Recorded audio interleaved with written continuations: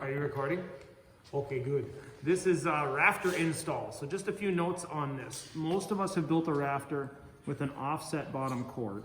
It's not in line here, so it sticks out on the face. We would not want to install it this way because it's going to get in the way of our sheeting or siding. So we want to turn that to the inside, both front and back. So Ethan's got his installed this way and they all run the same, which is nice construction-wise.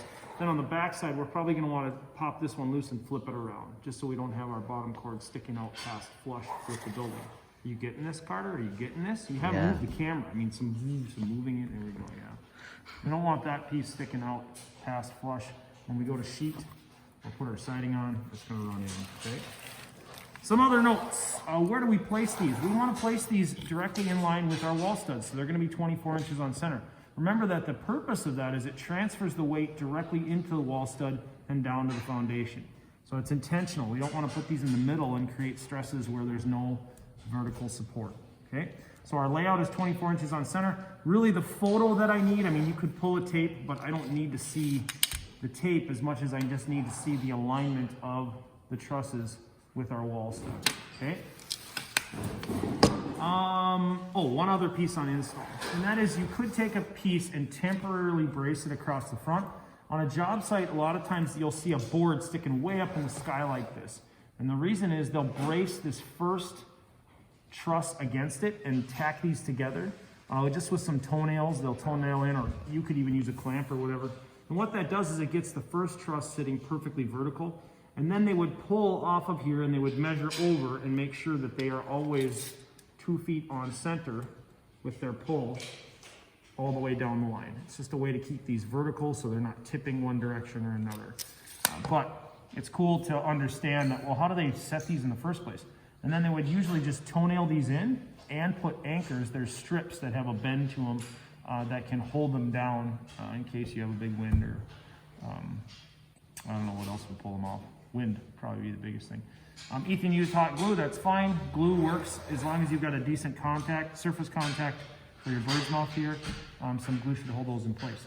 And then we'll shoot one more video in a little bit on talking about installing our sheeting on the outside of our building and what that's gonna look like, okay?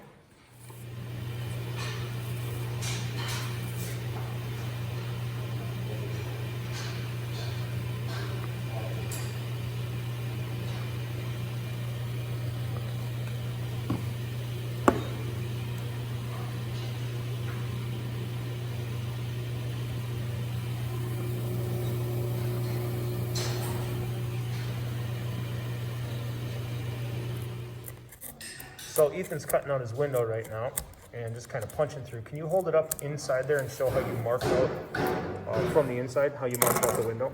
Like this. So he held the material up to the outside. And I had to go inside and scribe it out. Yep. And now he's using a sacrificial layer underneath it to cut on and his utility knife to cut that window opening. Are you recording? Okay. One more thing about sheeting out the tops, just to teach you proper technique and habit. We always want to do what's called a running bond or a half lap. And that means that if these are our sheets of material, we don't want to create a consistent seam here. We want to take this piece and center it on that seam so we break that bond.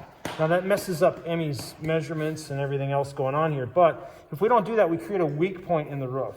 So if we lap that, then we can take this piece, cut it here, cut it here. The only issue she's going to have is she has to share on 2 seams. So she could do a running bond like this. Oh, not so bad, right?